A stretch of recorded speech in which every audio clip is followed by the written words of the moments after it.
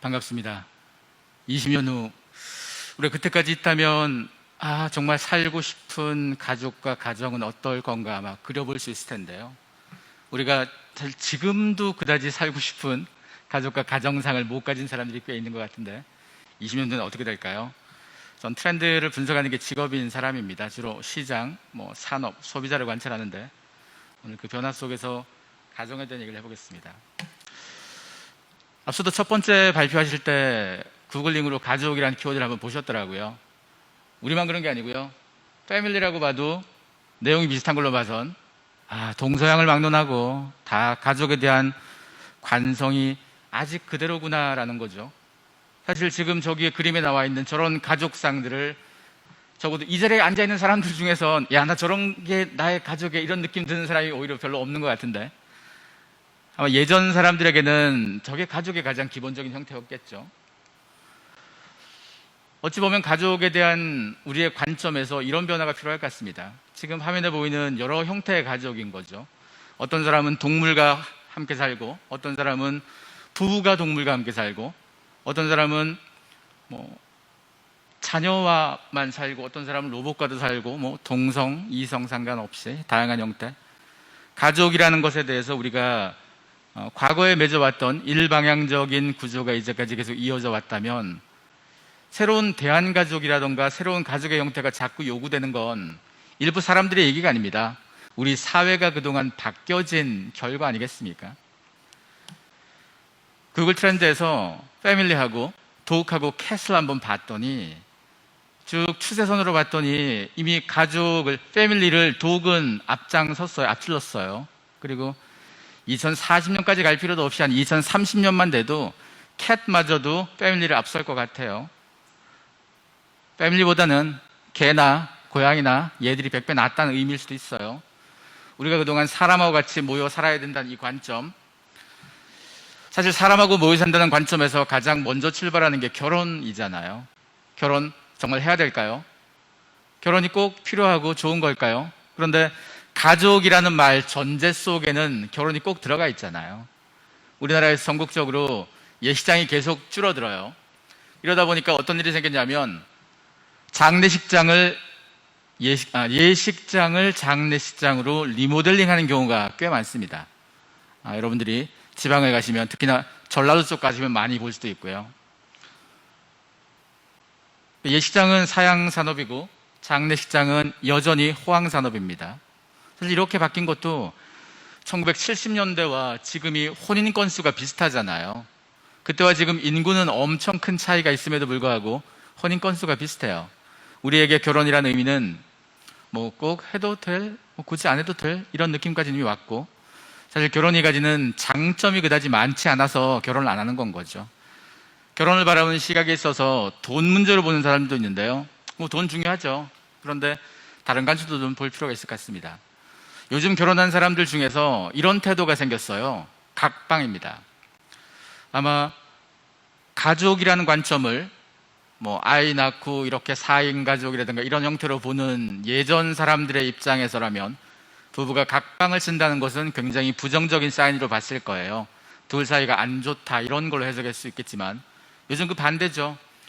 사이가 좋으면 각방 써요. 서로 신뢰하는 사이면 적어도 잠만큼은 편하게 자자는 거잖아요. 예전 사람들은 잠만큼은 편하게 자는 거, 이거보다 더 중요한 게 명분이잖아요. 두 사람이 서로의 잠자는 사이클이나 환경들이 달라도 그래도 같이 있어야 돼라는 명분이 훨씬 중요했다면 지금 이걸 과감히 내려놓은 부부들이 꽤 많죠.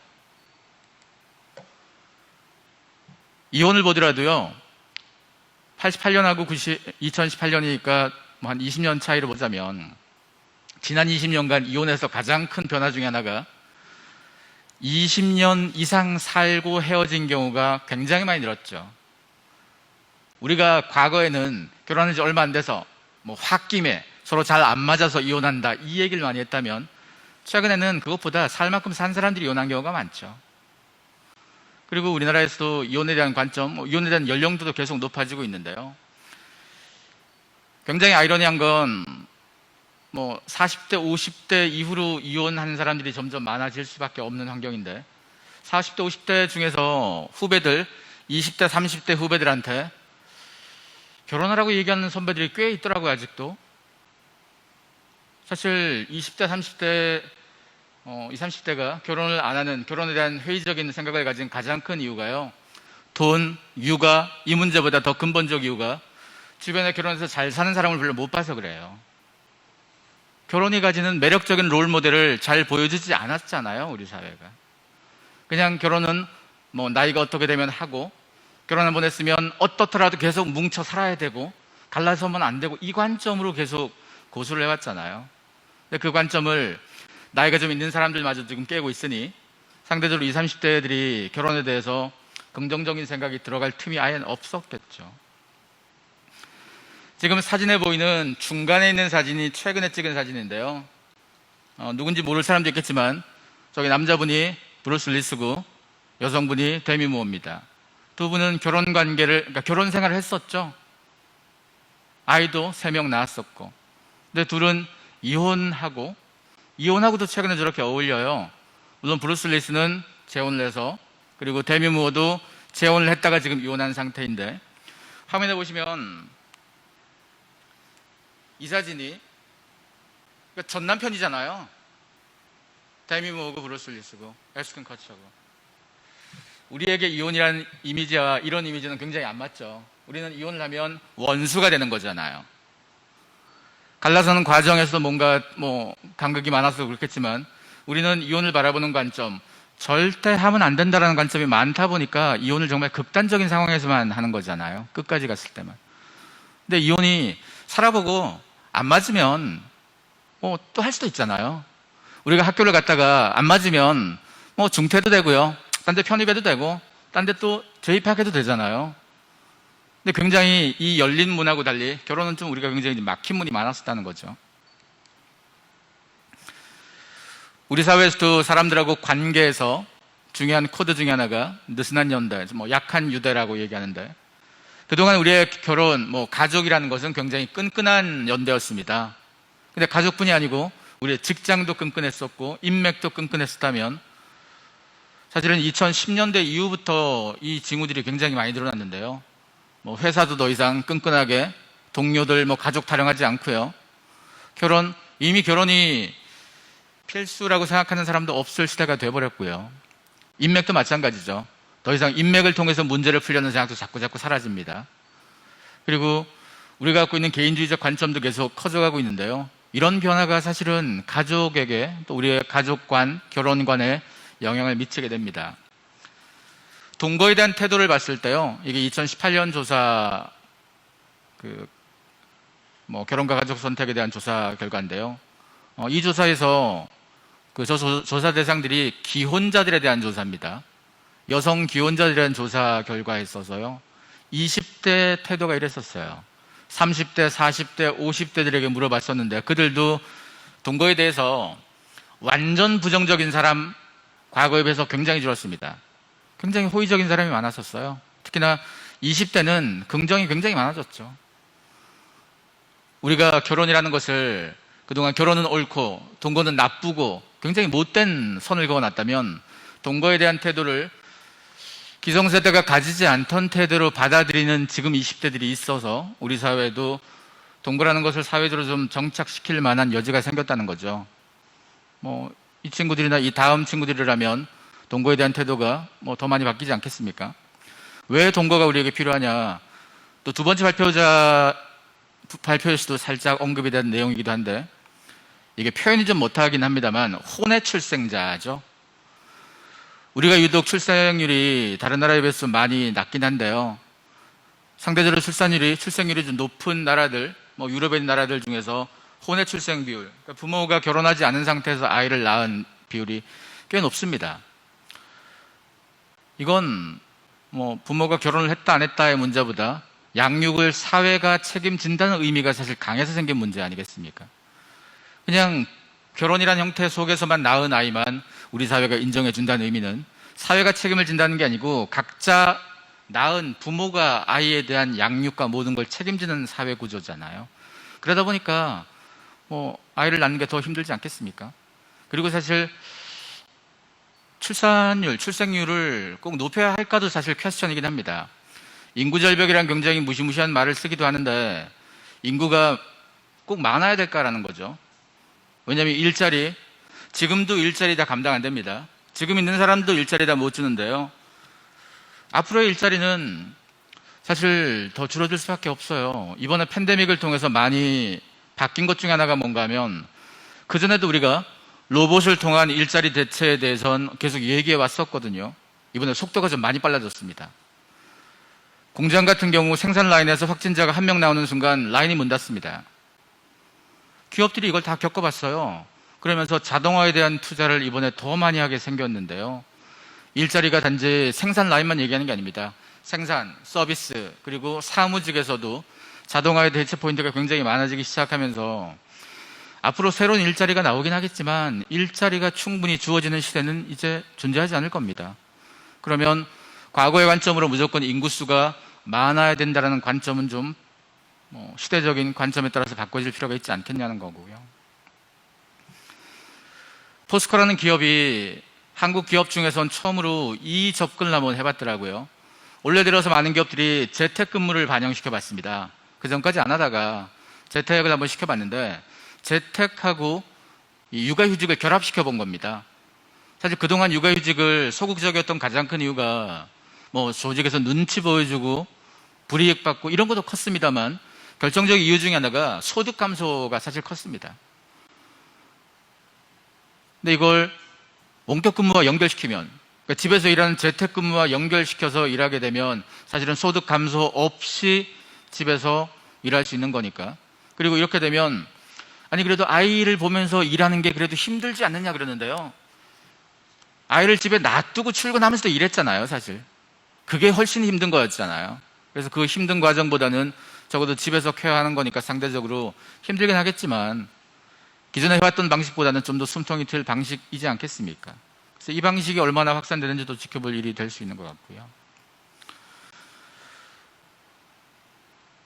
그러니까 인구 통계 추이를 봤을 때 2040년 금방쯤 갔을 때 이건 사실 저런 그래프를 보지 않더라도 계속 우리 사회가 느껴왔잖아요. 1인 가구가 점점 늘어가고 있고 3인 가구, 4인 가구는 점점 줄어가고 있고 그리고 설령 결혼을 해도 아이 없이 부부만 사는 경우가 점점 많아지고 있고 이미 지금도 계속 감지하고 있는 일입니다. 그 감지한 상황들이 향후에 더 많아질 수밖에 없을 것 같고 그리고 그 가구주에서 성연령에서 변화 생긴 거 하나가 이제까지 가구주 하면 주로 남성 위주, 그것도 30, 40대 남성 위주. 근데 남성 중에서도 노령 가구주의 비중이 높아지는 것과 그리고 전체적으로 여성 가구주가 상대적으로 늘어나는 것, 이게 변화 중에 하나가 되는 거죠. 주식으로 한번 따져보자면 혼인율, 출산율, 동거, 명절 이 네 가지 명제를 2020년하고 2040년을 봤을 때 지금도 출산율은 거의 하한가에 해당되는 거고요. 혼인율은 조금 떨어지는 정도, 동거는 아주 미미하게 오르긴 합니다만 이런 정도, 명절도 마찬가지. 이런 태도였다면 한 20년쯤 지났을 때 우리에게 혼인과 출산율, 명절까지 묶어서 정말 하한가까지 치지 않겠습니까? 명절이란 것이 가족들이 모이는 기본적으로 친척, 가족이 모이는 자리이긴 하지만 최근 팬데믹 되기 전까지 명절만 되면 우리나라에서 인천공항 출국자 수가 매년 역대 최고치를 경신했습니다. 그리고 명절만 되면 호캉스, 호텔에 머무는 사람이 급증했습니다. 대부분 사람들이 집에 가기 싫은 사람이거든요. 집에 갔을 때 겪는 스트레스라는 게 있어서 그 스트레스의 상당수가 결혼 언제 해, 애 언제 나 이런 얘기, 취직 언제 해 이런 얘기. 어찌 보면 가족이 모이면 무조건 좋다라고 바라보는 과거의 관점과 달리 지금은 가족이 모인다고 다 좋진 않을 수 있다 이거죠.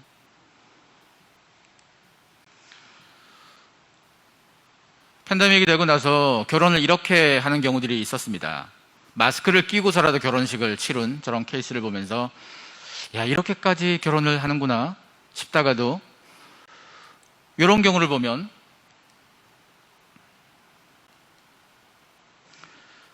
마스크 끼고 하는 것보다 이 드라이브스루 결혼식은 좀 더 진일보된 방식이죠. 사람들 못 오게 하니까 신랑 신부만 저렇게 서 있고 차 타고 지나가면서 축하하고 축의금 내고 지나가는 건 거죠. 여기서 한 발짝 더 나가면 유튜브 결혼식이 되는 거죠. 아예 현장에 오지도 않고 신랑 신부만 카메라 앞에서 결혼식 하는 거. 근데 사실 결혼식이라는 의미가 사라져서 그런 겁니다. 그동안 우리는 결혼식을 어떻게 할 건가에 궁리는 굉장히 많이 했어도 어떤 결혼관을 가지고 어떻게 살아갈 건가에선 상당히 소홀했다면 지금 시대의 결혼을 바라보는 사람들의 태도에선 아마 어떻게 살아갈 건가의 측면에 굉장히 많은 점수를 주지 않을까 싶어요. 그리고 이건 드라이브스루 결혼식이 팬데믹 때문에 갑자기 나왔다고 생각하면 오산입니다. 이미 라스베가스에선 한참 전부터 하던 겁니다. 결혼식이라는 의미를 자꾸자꾸 지어나가는 사회에선 편하고 빠른 결혼식이 가장 좋은 거죠. 이미 있던 거예요. 우리에게 결혼 이런 의미입니다. 했다가 아니면 그냥 또 하면 되죠. 뭐가 문제입니까? 가족에서도 장례도 중요한 거죠. 장례식도 팬데믹 때 이렇게 드라이브스루를 해봤는데요. 이것도 팬데믹이라서 한 거 사실 아닙니다. 드라이브스루 장례식은 이미 일본에서 몇 년 전부터 시작했던 것이기도 하고요. 드라이브스루로 장례식을 해야 되는 가장 큰 이유는 노령화 때문입니다. 나이 든 사람들이 문상 오는데 힘들어서 그래요. 가뜩이나 바쁜 현대인들 문상 와서 며칠씩 있는 것도 힘들고 그 문상 온다고 옷 갖춰 입는 것도 힘들고 가정 좋은 건 차 타고 지나가면서 인사 한번 하고 지나가면 되겠죠. 이것도 예의 없다라고 바라보는 게 과거의 관점일 수 있겠지만 시대가 바뀌면 예의가 바뀌고 시대가 바뀌면 우리가 알고 있는 모든 관점이 바뀔 수도 있는 거잖아요. 그리고 사실 이 변화도 미국에서 먼저 하던 겁니다. 이미 우리는 결혼, 장례, 그 끈끈한 혈연끼리 뭉쳐서 했던 대표적인 이것들도 전통적인 관점이 아닌 이런 방식을 받아들였습니다. 심지어 우리는 2000년쯤 된 악수라는 문화도 이번에 버릴 판이에요. 아마 여러분 최근 몇 달 동안 악수 안 해봤을 겁니다. 살면서 수십 년간 악수를 당연히 했던 사람들이 당연한 것이 당연하지 않게 됐어요. 악수만 그렇습니까? 비주 같은 건 더 못하겠죠. 근데 사실 악수가 팬데믹이라서 안 하는 거 아닙니다. 팬데믹 오기 전부터 악수 싫어했던 사람 많겠죠. 아마 이 자리에도 절반 이상은 싫어했을 거예요. 우선 저도 악수 싫어했습니다. 여름철 땀난 손으로 손 내밀면 탁 때리고 싶지만 그래도 어쩔 수 없이 잡아는 줬습니다. 왜? 예의고 문화니까. 근데 이번 팬데믹을 통해서 다행스럽게 악수 문화가 쇠퇴되는 게 얼마나 고맙습니까? 한 2000년쯤 되면 나면 한번 깨질 때가 됐잖아요. 우리의 가정도 그렇죠. 오래전부터 우리가 갖고 있던 어느 것이 정상이고 기준이고라는 관점들이 자꾸 바뀌어야 되는 거죠. 이번에 로봇에 대한 태도가 사실 바뀌었어요. 그 전까지 사람들이 로봇 하면 우리 현실에 있는 존재가 아니라고 생각하거나 설령 카페나 식당에서 로봇을 만나도 그냥 신기한 존재로만 봤습니다. 어느 순간 신기의 존재가 아니고 안전의 존재로 바뀌기 시작했습니다. 즉 같이 놀 수 있다는 얘기입니다. 우리나라의 대표적인 가전사 LG 그리고 삼성 생활 로봇과 서비스 로봇 시장에 벌써 들어와 있습니다. 팬데믹이라고 해서 한 게 아니고요. 그 전부터 하던 겁니다. 다만 팬데믹을 통해서 더 잘 팔리겠죠. 집집마다 로봇이 더 빨리 들어오겠죠. 사실은 삼성이 이게 2001년에 만든 로봇이거든요. 2001년에 나중에 홈 로봇 꼬마의 하루라는 영상을 찾아서 보시면 놀라겠지만 저 영상을 보면 요즘 우리가 로봇이 집에 들어오면 기대하는 것들 있죠. 이미 2001년에 다 그림 그려놨어요. 그 말은 그동안 기술적으로 구현을 못했다 뿐이지 우리는 원했습니다. 집에 다른 가족 없이 로봇이 가족 역할도 하고요. 로봇이 강아지 역할도 하고요. 기술적 구현이 지금보다 한 20년 전엔 잘 못됐어도 이젠 서서히 가능해진다는 거. 그리고 지금보다 20년 더 지나면 어떨까요? 굳이 강아지 안 키워도 강아지 같은 로봇, 사실 사람보다 더 괜찮은 로봇도 나오겠죠. 2003년에 만들어진 겁니다. 세컨드 라이프는 가상현실 공간에서 사람들이 어울렸습니다. 저기서 가상현실이지만 저기서 결혼도 하고 연애도 하고 별거 다 했습니다. 되게 옛날처럼 보이지만 되게 옛날도 아니죠. 우리가 다 기억하는 시대니까요.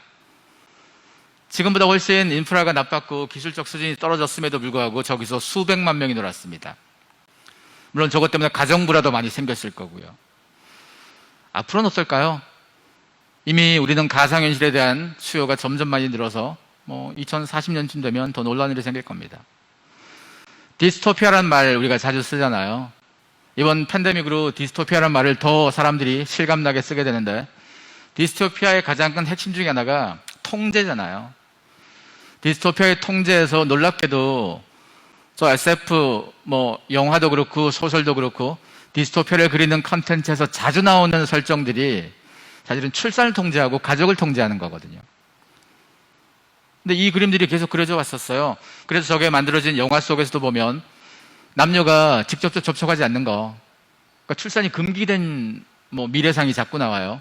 저 영화 속이 2032년이 시점인 영화거든요. 그리고 이미 우리는 로봇하고 사람, 아니면 소프트웨어하고 사람이 연인이 되고 가족이 되는 경우를 계속 영화 속에서 만납니다. 최근 10년 안짝으로 이런 영화가 자꾸 나옵니다. 그리고 아이러니한 건 이번에 팬데믹 때 로봇 수요가 늘었어요. 로봇 중에서도 보통 섹스돌이라고 하는 로봇 있죠. 그 수요가 유럽 쪽에서 굉장히 늘었습니다. 사람에 대한 사람이 굉장히 좋죠. 사람이 굉장히 중요한 존재고, 하지만 우리는 과거와 다른 시대를 살고 있습니다. 기술, 산업, 모든 환경이 바뀌었습니다.